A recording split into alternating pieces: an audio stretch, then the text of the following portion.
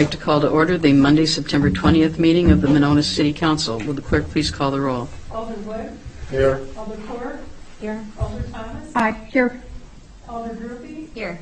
Alder Goforth and Alder Moore are excused. Mayor O'Connor. Here. Please rise for the Pledge of Allegiance. I pledge allegiance to the flag of the United States of America and to the republic for which it stands, one nation, under God, indivisible, with liberty and justice for all. Okay, is there a motion to approve the minutes of the September 7th meeting? So moved. Second. Any corrections or additions? I had one.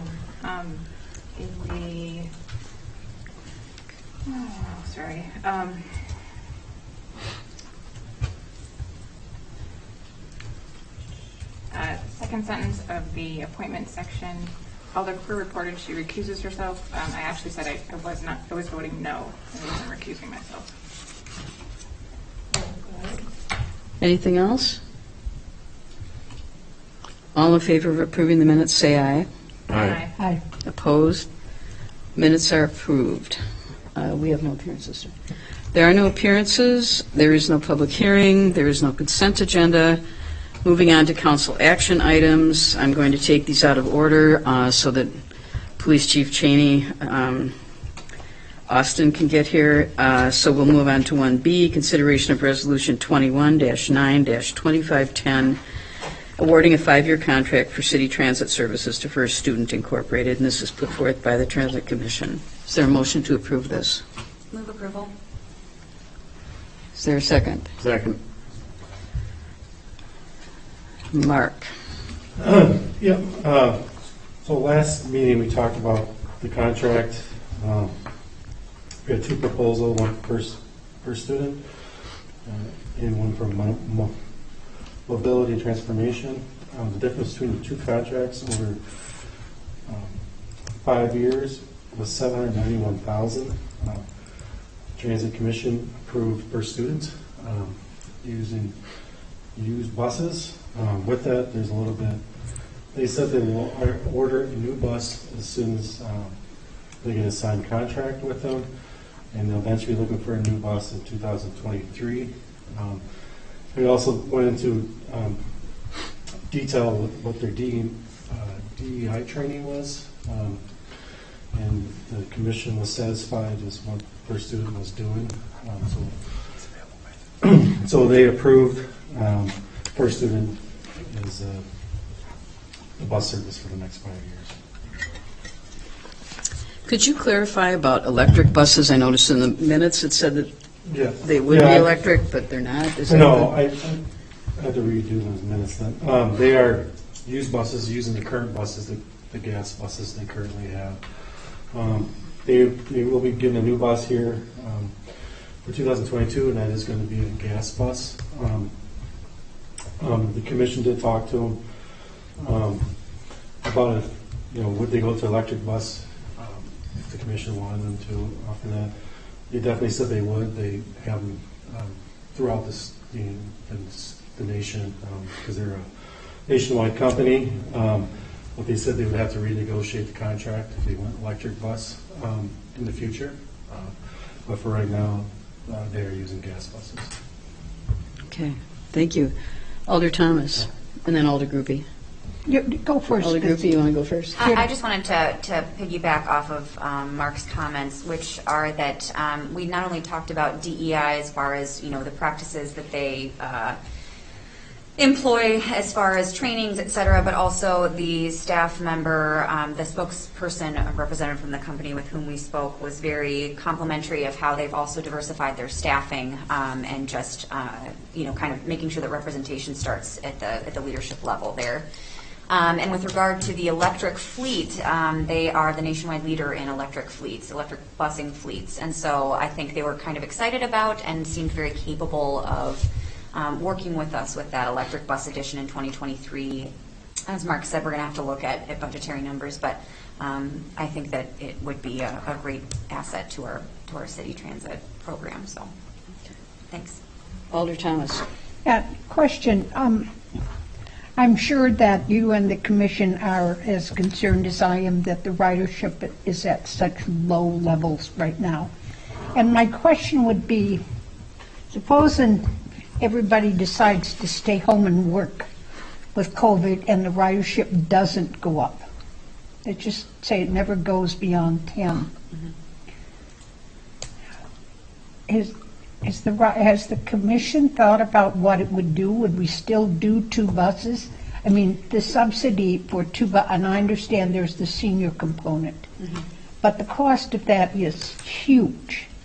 So, you know, you could do 1 bus and a state van pool or something, but one, I guess the question is, are we locked into the 5-year contract? Can we change the terms of it if the ridership doesn't go up? Yeah, so their contract is like any other contract we have with professional contracts. So if we decided we want to switch, we have to give us a certain day notice, and then we can opt out of that contract. They have the same thing with us. If they want to opt out, they can within so many days. So that is in the contract to terminate. Yeah, because I want to give us a chance to get the ridership up, but if it doesn't go up, it's hard to defend the subsidy for 8 people. I mean, we briefly touched on this at our last meeting as well, and some of the things that we mentioned were, you know, we have talked actively about, you know, ridership has been continuously going up since before COVID. And so with both of our express and Lyft services, ridership is at its highest before COVID. So obviously we've seen a decrease, but we've talked about various ideas to accrue ridership. I mean, we just released the transit survey to residents. I think we had about 140 responses, which I would say for transit is like a big win, felt pretty good. And we received some very specific feedback about how to better make online purchasing of passes and bus tracking better. How to modify or reduce or expand routes to better accommodate the changing demographics of people who are riding the buses. We have also talked about, you know, proposing an additional free ride week in September when children are going back to school and college students are kind of getting back into the swing of things, just to see, obviously not this year, but to see when things are sort of back to normal or pre-COVID ridership numbers, if we can continue to bolster ridership. So, you know, we've talked about making more sort of park and ride options accessible with our busing for summer concerts in Winnequa Park, for example. So I really feel like we have, you know, touched upon and entertained these conversations knowing that there's always a possibility that things will not go back to those pre-COVID numbers. And I think we're all willing to be flexible. And I had a very great feeling about the representative from First Student with whom we spoke and just kind of future collaboration to continue to adapt to what our community needs. Okay, thank you. Alder Cooper? Yeah, I agree with Alder Thomas. I do hope we're able to evaluate, you know, in a year and see where we're at in terms of ridership. I do think it's important that we keep the Lyft service consistent. I know our seniors really depend on that, and I think that's important for us to be able to offer that.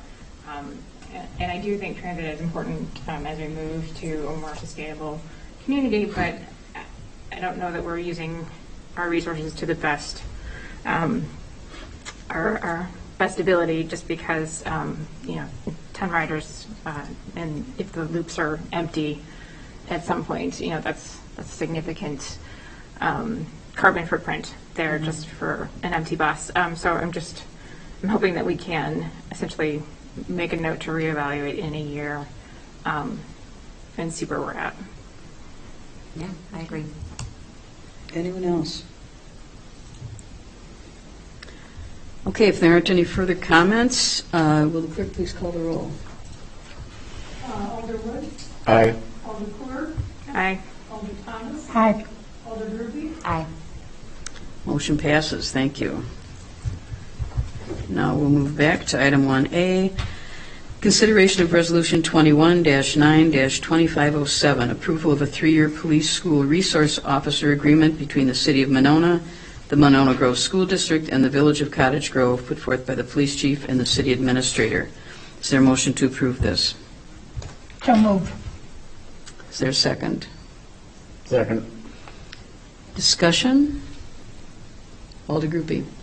Pardon me, I am. Well, I'm sorry, maybe should I let Chief Austin Cheney That's fine. discuss Yep. first? Is that, okay. Chief, would you like, I'm sorry, Molly. No problem. Would you like to, do you have some comments you'd like to make first, and then we'll discuss? Yes, Mayor and Council, first, I apologize for my tardiness, so if you'll forgive me addressing some family matters. Yes, I would love to.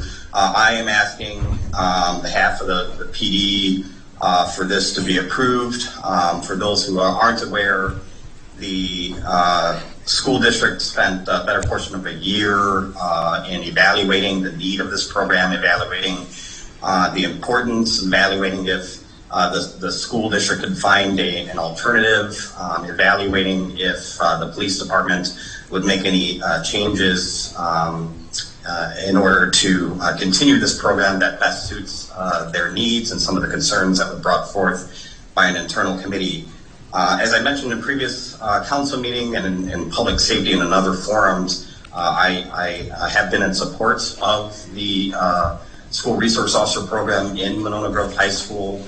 There's a multitude of reasons behind that, to include I feel that the school resource officer does indeed provide that source of access to the police department when the school staff, students, parents, and others rely very much on that resource. However, I do believe that a change was needed with respect to how the school resource officer has traditionally operated within the school.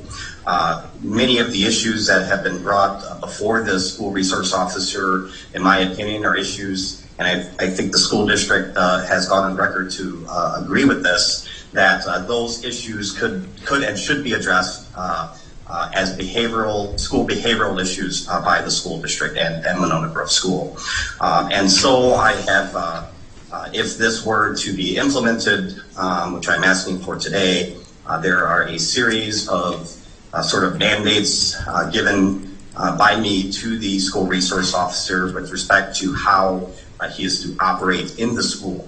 It will likely be a rare occasion in which physical custodial arrests will be made or citations are issued. There are some circumstances that require us to act. There are some circumstances that I believe you would like, or you want, this community would want the police department to act. But our sheer presence and our near presence, and because we may be tapped on the shoulder as for council, does not mean that there will be a law enforcement outcome. And so we will, my hope is that we will continue to be there to serve as a resource. And I can tell you that school has been in session for the past couple of weeks. And because we've not yet signed off on this, we have had to rely on patrol resources. Fortunately, our current, or I should say previous, and hopefully soon to be a current school resource officer has been available to help sort of bridge the gap that exists between the PD and this school, because he is obviously well connected, knows the students, knows the faculty, and knows just operationally how they run. Was able to insert himself in most of those calls for service that the school has already made to the police department, and with my directive, he was able to help them navigate and deter, or actually I should say defer, incidents where likely would have resulted in either a citation or arrest, and instead guided them back to their sort of behavioral policies and in-school consequences to address certain behaviors that we were called for. And so I think that in the short 2 weeks here, we've already sort of demonstrated the model moving forward, how best we can serve as a resource for the school, and having that resource immediately accessible by being physically present in the school will only go that much further. Plus, I think that we will continue to look forward to all of the positive contacts, the positive relationships that the school resource officer will build with students, faculty, and others, and also primarily be that resource for school safety, reviewing school safety plans, taking part in school traffic planning, with school staff and community members and others as it relates to traffic in and around the school, how students commute to and from school, etc. And so I'm here to answer any questions, but I obviously have been very outspoken, and I've talked to, I know all the members of the school board. I've talked to the council members as well, and I'm here, and of course, in public forum to answer any questions you may have. Thank you. Okay. All right, Alder Goofy. I was just starting to apologize because talking about this gives me a lot of personal anxiety, and so I have prepared a short statement instead of just wanting to go off the cuff. So I will be brief. I'm diametrically and philosophically opposed to the concept and the position of an SRO who will be a necessarily armed officer at all times, primarily due to the research I've encountered surrounding the presence of police in schools, in addition to the ongoing national dialogue surrounding the disproportionately punishing school-based experiences of Black and brown children. As a special education teacher, I have to advocate for students first and foremost and put their safety and well-being at the forefront of all things. We as a council have been put in the unfortunate situation tonight not only of voting for the SRO to continue for 3 more years without a clearly delineated vision for how the position could be phased out and or replaced by an individual with the tools and skills to more appropriately address student trauma, behavior, and mental health, but of voting for it also knowing that if the measure fails to pass, one of our new female recruits to the Monona PD must be let go due to funding loss, or so we've discussed. I find this an extremely upsetting and confounding position to be in tonight. I'm extremely appreciative of the frank and challenging conversations I've had with community members, Chief Cheney Austin. We've had a very, I think, positive and important dialogue about this. Mayor O'Connor and other members of the council, but I don't feel that I can in good conscience support this measure, and I will be voting no to renew this position tonight. Thank you. Anyone else? Alder Cooper. Like Alder Groupie, I have concerns about this relationship with the school district. I understand that the school board worked diligently over the last year to try and address a lot of the concerns that have been raised by the community, but I don't see that there have been any changes made to the relationship.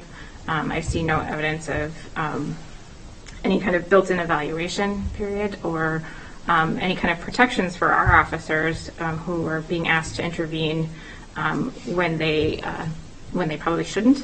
I understand that the chief has kind of extended some mandates, which I greatly appreciate, but there's nothing within the agreement or the contract that would protect our officers if they're put in that position, and so that concerns me as well. There's no benchmarks for best practices with students. I think back to my time in high school, the school resource officer only knew certain children. And if you came from a certain demographic, you weren't not known by the school resource officer, which concerns me. And so I do think that we could do better. We could do better here. Alder Thomas. I know that. I mean, this was a two-pronged approach to reformat the role of the SRO, and that the school district appointed, had the diversity committee take a look at this issue. They interviewed parents, they interviewed children. They greatly changed the function of this particular officer who would be there. In the past, it was used for disciplinary reasons and other purposes, and was used for what many people, the school district leading the charge on this, declared was inappropriate. And it was quite an interesting dialogue among the school district, among people of all colors who were for and against it, but they came down on the side of saying, we don't want it the way it was, but we want it the way it will be. And they voted to do that, and I would hope that we would choose to do the same. Anyone else? Alder Goforth, and then Alder Wood. Thank you. I feel that the 90-day withdrawal of contract is a great fail-safe, and that gives me comfort. I also feel that having the clause in the policy that the district can remove the SRO at any time during the 3-year period also gives me comfort that this can work. I got to witness Officer Luke Lynch, who is our SRO, at the Nuestro Mundo bike rodeo, and saw that he is exemplary with children, and I also know that from my firsthand experiences with my children. I believe that Chief Cheney Austin is of the highest integrity and is well-versed in DEI initiatives. I trust his judgment and believe he deserves a chance to lead our SRO program.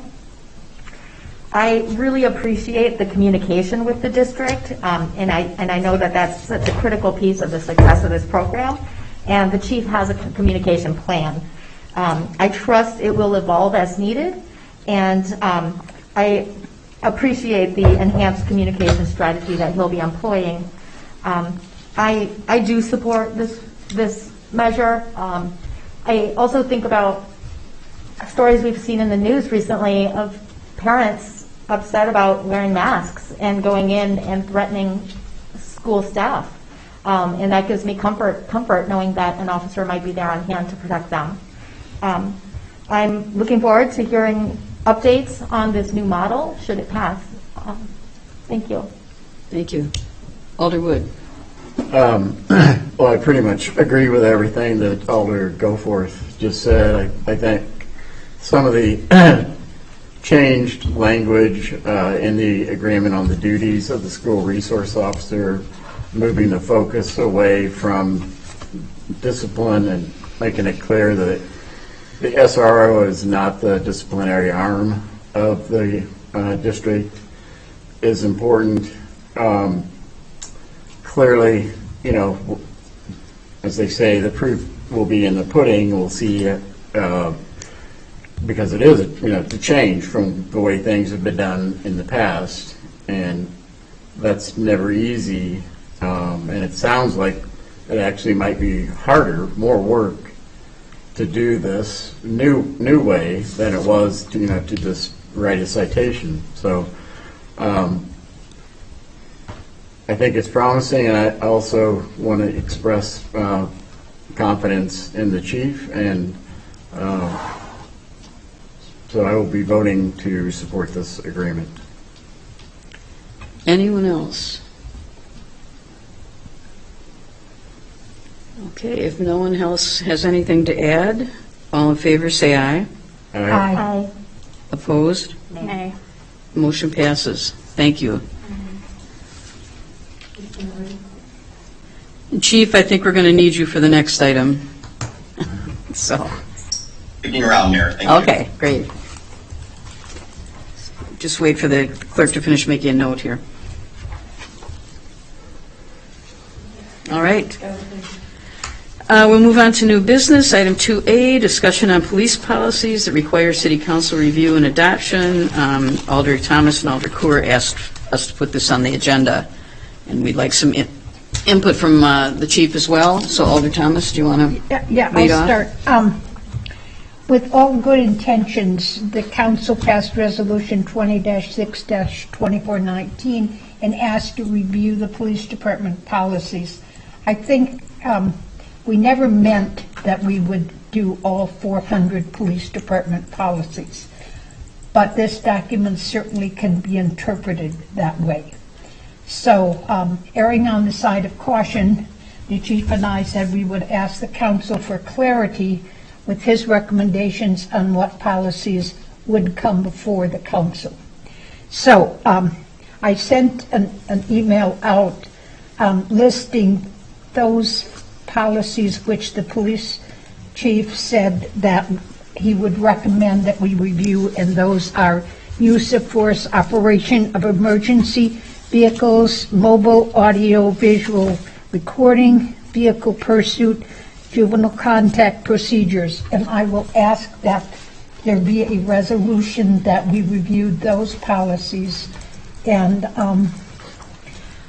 I would turn it over to the chief, and that I would ask the council if there are other policies that they want included or their thoughts. Okay, Chief. Thank you. We need to retitle this policy, but currently it's titled as citizen complaints. I think that's appropriate to be added there too, if the council agrees. And as I looked through, as Alder Thomas mentioned, several hundred policies, and really trying to, from my lens, just evaluate what I think is important for the community to have public input on. But that's not to say that if there's a policy obviously of concern or new policy that's in the works, such as, de-escalation policy I'm trying to bring together, that it would not then be appropriate for the council to weigh in on, particularly the public safety committee. And so I don't want this to seem, limiting in a sense. It's just, it will allow me to really be a department head and do the job of reorganizing policy more efficiently, while still making sure that the public and the representative body, yourselves, are able to provide input and influence on policy that they see is appropriate for the city of Monona. And so I think we're all getting to know each other, but if there's anything that I hope will be my legacy around here, is that I'm not shy about having conversations, not shy about having challenging conversations, and will be happy to bring forth any issues or policies that the council sees fit or the mayor sees fit. And so I thank Alder Thomas for considering this. This is something that I have asked for. I am somewhat handcuffed by the current ordinance as it stands, of having to refer all my policies, all our policies, to council for any changes that need to be made. And I included, and I'm not sure what was exactly circulated, but I included some examples of policies that aren't included, where I think that you just expect the department head to take care of. For example, our dress code policy, or the policy when it comes to checking out your squad, or the policy as it relates to when or how you can call in sick for the day, or your vacation time, etc. I think that those are just operational policies of any department that would make sense for me to handle and what I think you pay me for. But obviously I respect wholeheartedly the need for public input into some of these very larger and very important policies, such as the ones listed and named by Alder Thomas. And I'm here, of course, to answer any questions. Okay, does anyone have any policies they think should be added to this list? Alder Group B. I just wanted to lend support for the review of the vehicle pursuit policy. We had talked about that relatively recently, and I remember being pretty uncomfortable with some of the tactics employed and recommended, so I think that that's a great one to have on the list, and I appreciate you including that. Anyone else? Alder Cooper. And I just wanted to say that for clarity purposes, this doesn't prevent any community member from bringing a concern to the Public Safety Committee about a particular policy that's not included here. You always have that right as a community member to come to a public safety meeting and to raise concerns, or come to a council meeting and raise concerns. This is just a way to kind of narrow in that focus for the chief to allow him to also do his job the best that he can. And so kind of streamlining a bit. And I would hope that our committee chair and co-chair, if there are other policies that come up that you think should be reviewed by the council, you'll refer them to the council also. Anyone else? Doug? Yeah, could you just repeat what the policies would be Here. still reviewed? I have it in front of me, if I may, Mayor. Sure. Use of force, which is currently a general order 5.01. Operation of emergency vehicles, which is listed under policy, is 4.002. Citizen complaint, which I again hope to rename, policy 4.003. Mobile audiovisual recording, general order 9.03. So just a summary of that. That's our in-car video and our body cameras, the policy regarding that equipment and the operation of that. Vehicle pursuits, general order 6.02. and juvenile contact procedure, policy 4.202. Any thoughts, or? No, I mean, I think, when we adopted this, I mean, first of all, there was a whole lot of other things going on at the same time. This was a pretty all-inclusive resolution. I think I don't think we intended to get down to reviewing some of the policies and procedures that the chief just listed. So I'm pretty sure I'll be okay with it. I don't know that there's any others that I would want to say, we should automatically review those. But yeah, I think this probably gets back better focused on what we were trying to do at the time. Anyone else? Alder Goforth. Earlier, I think it was earlier today, we had an email exchange, Chief Cheney Austin, about, I had emailed about rendering medical aid under use of force, and you informed me about the state statute mandating that, and I appreciate that. And at the time I said, okay, that satisfies my desire to have that addressed. But after a little more time looking at it, I was wondering if you might reconsider that one, and just by adding one word, possibly immediately rendering medical aid, or rendering medical aid as soon as it is safely possible to do so, something like that. Because I think the timing issue is maybe the detail there. What are your thoughts on that? Thank you, Alder Goforth. I always appreciate the questions, and it keeps me on my toes too. So rendering aid, and the concept of rendering aid is as it stands, it's sort of scattered across several different policies and general orders. So, for example, you see it in use of force, you see it in vehicle pursuits. There's statements and policy language that is inserted into several different policies or general orders. And I think that it can become a little tricky with the sort of the wordsmith or the language selection, because we have to operate under the objectively reasonable standard in our profession. And so when I give an order that you shall immediately render aid, that might not be technically appropriate. And it's one of those cases where I wish I could write a manual for each scenario that an officer might find themselves in, but I can't, and we have to leave ourselves a little wiggle room. So I don't know if you are suggesting that rendering aid should be a standalone policy, which currently right now it is not. But if so, then I would look to see sort of what others are utilizing with in that regard, and to maybe get some help from our city attorney in drafting some of that language, so that we make sure that we're providing enough direction, yet enough support for our officers to do their job safely. Yeah, I would really appreciate that. And I think, maybe it's something also to address in your training. I know you're going to be undertaking a lot of training measures, so maybe it's something else there as well. Thank you. Anyone else? Alder Thomas, did you have something? No, I just was going to comment a little bit on rendering aid. I think that sometimes it's feasible, and sometimes if it's under gunfire, it might not be feasible. And I agree with the chief that it can be a tricky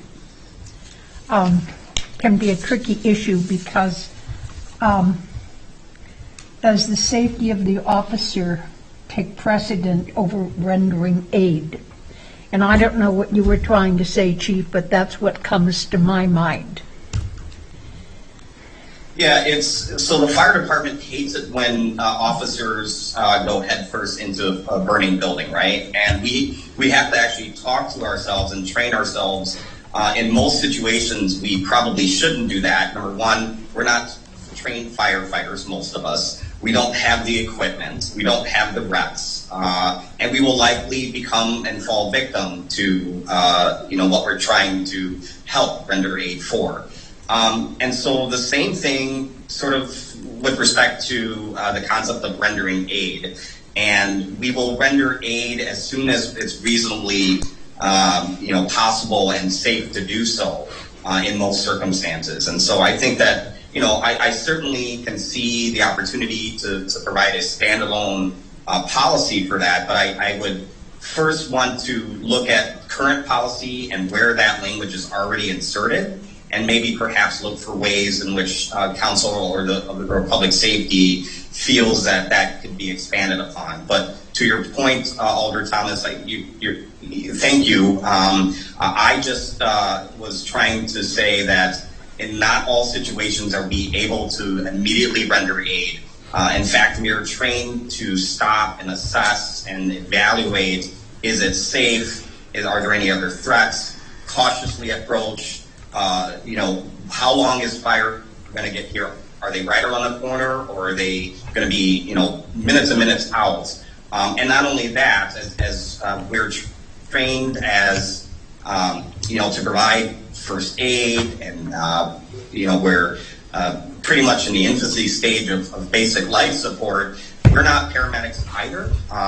And so we do have our limitations. But yes, I think that it's, number one, statute dictates that when we especially have somebody in our care and in our custody, or is about to be in our custody, we have a duty to act. We have a duty to render aid, or else we're at risk of being arrested. It's a misdemeanor if we fail to do so. And that's quite clear and obvious, and that's something that officers are very familiar with. But I understand that there's a need for discussion and see if our policy as written currently makes sense, or if there's room for enhancing that. I welcome that conversation if needed. Alder Thomas. If it's okay, what I would like to do is proceed fairly soon, because they want to start working on these policies, on the ones that the chief recommended, and that we will commit ourselves, both the chief and public safety, to looking at the rendering of aid. We will pursue that, but won't deal with it. Okay, does that work? Okay, does that work for you, Chief? Absolutely, thank you. Anyone else? Alder Wood. Just a question. So when we get the resolution, it's only going to be this, changing this one part of the previous resolution? Point of information, the way I would draft it is be a completely new resolution that would, one of the first couple whereas clauses would reference back to that resolution, but then additional whereas clauses after that would clarify the council's position based upon tonight's discussion. Okay, good. Thanks, I leave it to the expert. I'm just a word to that's all. Anyone else? Any other comments? Okay, thank you, Chief. I think we have enough to go on here. We'll see you tomorrow. Thank you. Okay, have a good night. We'll move to the final item under new business, 2B, and this is start for immediate action, consideration of resolution number 21-9-2513, approval to apply for Wisconsin Department of Natural Resources Urban Forestry Grant, put forth by the Parks and Recreation Director. Is there a motion to Move take to this? suspend the rules and take this item out of order. I'll second. All in favor, say aye. Aye. Is there a move to approve? I'll move approval. Second. Are you going to address this, Brian? Yeah, thanks. Real quick. Again, we've had good success with this grant program through DNR in the past. We're looking to apply again this year to assist with the removal of some ash trees, approximately 40 of them in Winnequa Park, and also utilizing the salvageable ash trees to be able to use that for kind of a joint venture with Monona Grove School District and a potential solar kiln that we've looked at. So requesting your permission tonight to be able to apply for that. I believe the deadline for the DNR project is like October 1, so that's when we want to get it in. Any questions or comments? Hearing none, all in favor say aye. Aye. Opposed? Motion passes. Thank you. Moving on to reports. First item is updates and discussion on diversity, equity, and inclusion efforts. Alder Groupie. I'm pretty sure, so we discussed last at our last meeting about the possibility of participating in the Black History for New Day course through Nehemiah in some capacity as an individual group. We were unable to kind of come together in a timely way to achieve that, and I would just put it on our radars for this spring, and really encourage anyone who's interested to let Administrator Gatto know, in addition to which I would offer again that if we need a facilitator, I would be happy to try my hand at that. So thank you.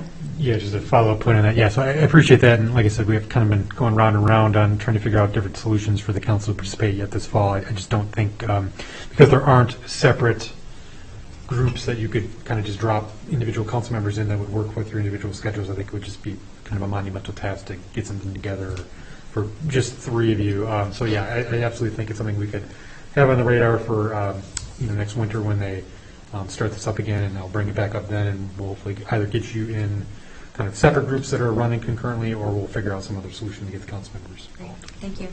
And I'm sorry, I normally don't call people on this. Does anyone else have anything to add? Alder Wood? First, just in response or to clarify that, at least for me, the issue was if we had a quorum at the class, it would be a city council meeting. And it just gets into all sorts of complications of, if there's any records that need to be maintained, and, just, it would be, I think, really difficult. So, the only report I would have is on Saturday, myself and several others, Alder Groupie, and Director Claringbowl, and I'm forgetting somebody, participated in the Ahern Scholarship Run Walk, which was a good event. Had about 115, I think, people that participated. Mayor O'Connor was there helping out with the registrations, and so it was a good event. I beat Doug, just for the record. Yes, you did. However, I was first in my age group from men. Hey! So, All right. 5. Anyone else?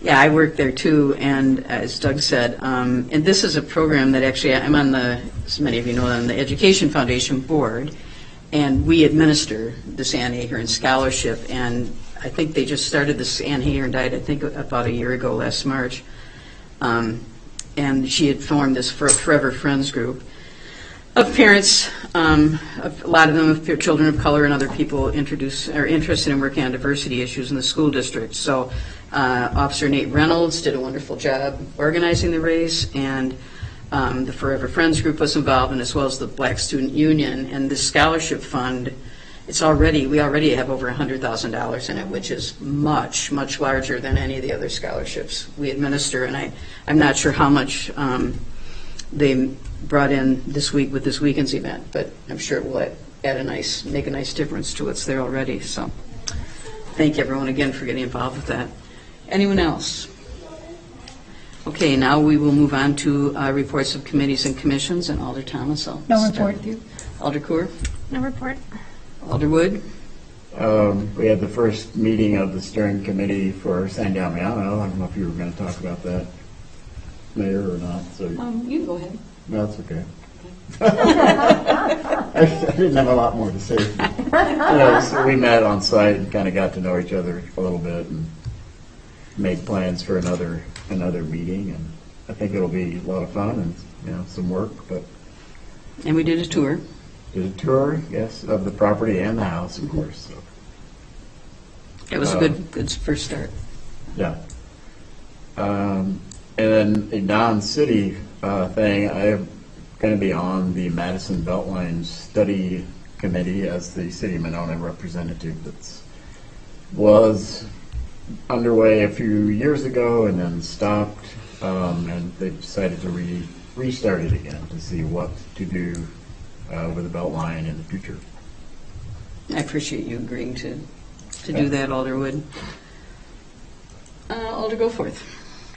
Yeah, it was mentioned earlier tonight, but landmarks, we did decide to get a second opinion from a structural engineer, and Doug Common is working on that because we just didn't want to be too hasty in removing the pagoda as a historical structure, and so we will keep you posted on that and let you know what we find out. hopefully very soon. Alder Groupie. No report about city business. A related group of which I'm a part, the Monona Area Community Dementia Friendly Coalition. I think I got it right. It's like 1,000 words in the acronym. We just got some interest from a new member to that, and our participation has sort of been slowly dwindling, but we're really looking forward to getting back into education and active training for city businesses and community groups about how to better accommodate individuals with dementia and their caretakers. So, yeah, exciting news. New person. Good. City clerk. News. Yeah, okay. I did announce my retirement plan to Mayor O'Connor and City Administrator Gatto. I will be working through the end of the year, December 31st, in the office, and then I will be on vacation for the month of January. I've been a proud, employee of the City of Monona for 20 years, but I feel that it's time. It's a good time for me to make this decision. So I appreciate that. I'll be talking, more about it. So I'll let you all know. Congratulations. I think we all appreciate the wonderful work you've done, Joan, over the last 20 years, and you're going to be missed. Oh, thank you so much. Thank you. Mr. Gatto. Thanks. Just one quick scheduling note for your calendars. We're looking right now for the operating budget committee, the whole meetings. We're going to be doing two of them. First one would be Wednesday, October 20th, and the second one would be Wednesday, October 27th. Times to be determined, and kind of schedule and all that to be determined as well, but just wanted to put that on your calendars now. Thank you. I just had a couple things. First of all, I'd like to thank Alder Thomas for serving as acting mayor for about a week or so when I was gone. It was fun. Good. Hopefully I can give you that kind of fun again. We did have the San Damiano meeting. I think it went really well. We're planning on another one in another 3 to 4 weeks. We're just coordinating schedules to start with, so everybody's pretty excited about it and looking forward to getting going on that project. Let's see, the other thing, Committee of the Whole continues tomorrow at 5:30. There will be something for dinner provided. Next week, Brian and Mark and I will be meeting with each of the individual staff members about their proposed operating budgets on the 29th and 30th, and anticipate getting the operating budget to the council, I think, by like the 14th or 15th, something like that. There's always a lot of back and forth once we get all their presentations, so it takes us a while to get it all the way we'd like it. And I think that is about everything I have. So there are no appointments tonight. We'll be discussing the appointment process at the next meeting. And is there a motion to adjourn? So moved. Second. All in favor, say aye. Aye. We are adjourned. How are the Packers doing? Tied. Tied? 7-7.